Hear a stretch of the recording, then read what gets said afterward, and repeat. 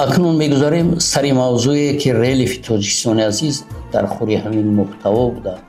طبق برنامه‌های دولتی رشد ساحه چاره‌داری نیز تلاش و زحمت به اندازه است. اصلا در اینجا برای با مقصد نایل گشتن خوب کردن ذات چاره‌های کلان شاخدار و میده آن به نظر گرفته می شود.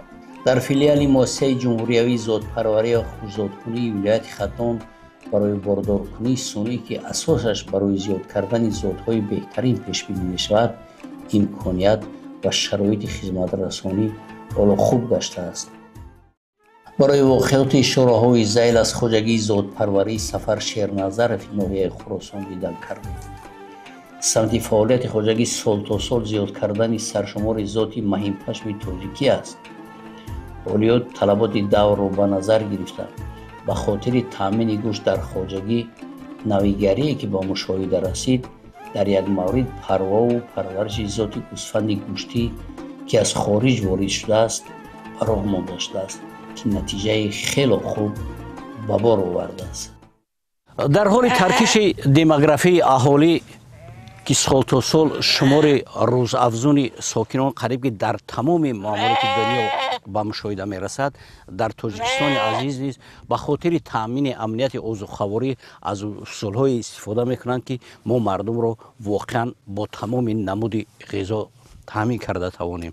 و این لحظه ها در چراگاه‌های خواجگی ذات‌پروری سفر شیرنظر فی ناحیه خراسان قرار داریم و چنانکه که مشاهده میگردد این نوبت منظور ما نمایش ذات دغل پشمی افغانی است که همگی 2-3 سال قبل به خواجگی وارد گردید و موافق اطلاع نفرانی که به پروا و پرورش این نمود ذات سر و کار میگیرند، یعنی اینها در یک سال از 55 تا 60 کیلوگرم گوشت میگیرند که امروز وابسته به طلبات برای ما محض همین لازم است. این ذات افغانی میباشد.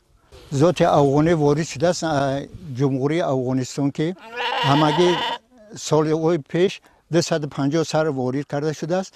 این حال از 500 زیاد سر افزایش یافته شده است که برای تامین امنیت عضوخواری مساعدت می-نماید. در چند مدت مثلا یک برچه خردسال برای گوشت تیار می شود؟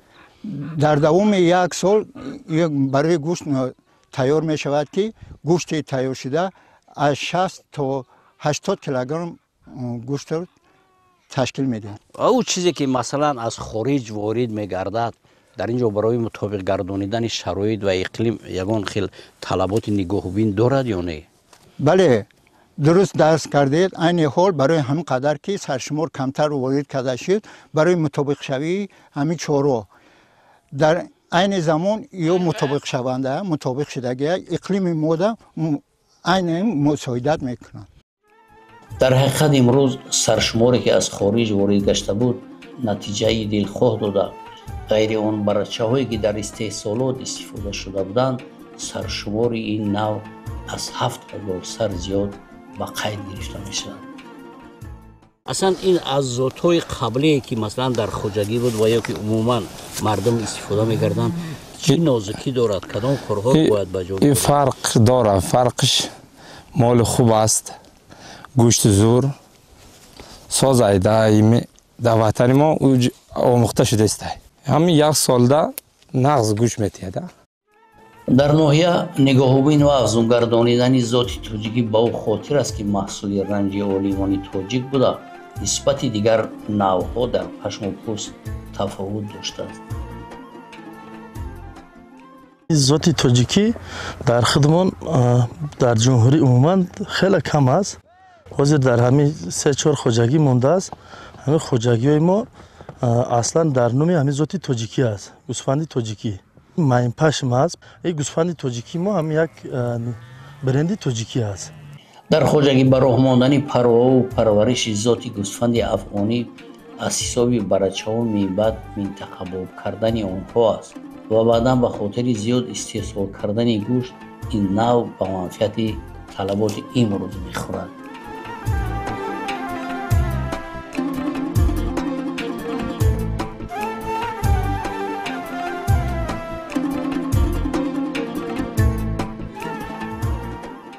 рӯзҳои наздик тароши чорҳои хурд оғоз мешавад, вале дар Хоҷагӣ на ҳамаи онҳо мавриди тарош қарор мегиранд, чунки ҳини ҳаракат ба чарогаҳои тобистона дар роҳ аз ҳисоби боридани борону жола як қисм аз чорҳо дучори офатҳои табиӣ гашта ба хоҷагиҳо хисорот ворид мекардааст.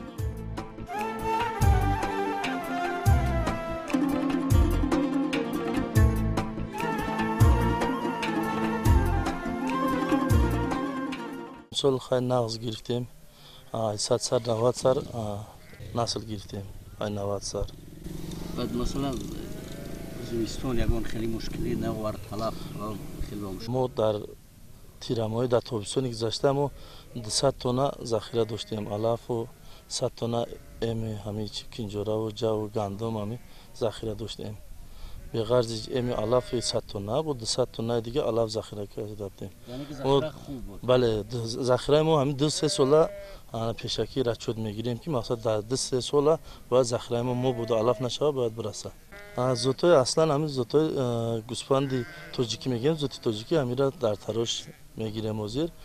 гӯспандои ҳисорира бошад бояд ҳамин вақт бутурошем, не ки ҳисобе ки тағйирёбии иқлими дар раҳ ҷола мебора, борони шиддат мебора.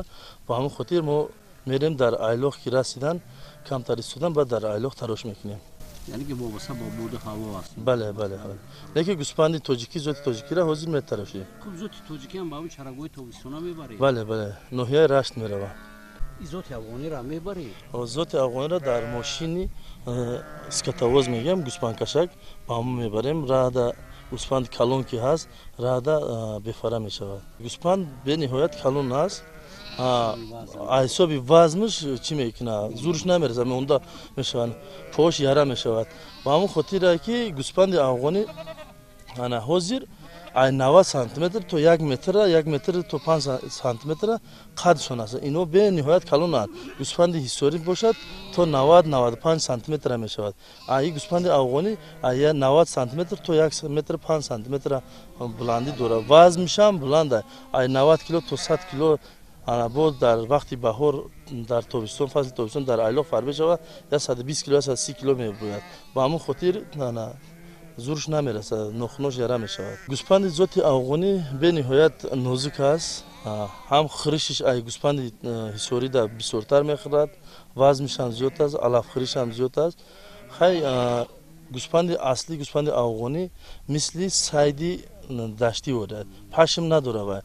ба ҳамон хотир агар хиникиёра уқа тобовар нест. ҳама ира бояд ба нозукиёш мо кашар, нигоҳбин, ҳам хурду хӯрокаша муайян мекунем. оянда ният аст ки саршуморо боз аз ин албатта мо ният дорем ки то 15-20 ҳазор саршуморо бикунем. дар Хоҷагӣ аслан ҳозир имсол қариб 8 ҳазор мешавад. бале ба нақшаи 2025 8 ҳазор зиёдтар мешавад. дар шароити имрӯз он чие ки тариқи барномаи Зарзамин манзур гашт ҳамагӣ ба як хотир аст. ҳама гуна пешравию тараққиёт бемушкилӣ даст намедиҳад. бадин хотир манзури мо низ дар якҷоягӣ бартараф кардани масоили дар байн уфтода буда ҳалли ҳамдастӣ ва якҷоягиро тақозо месозад. аслан мо аллакай роҳии ин роҳи пайроҳаи мазкури мо бояд ба ҳадаф наздик шавем.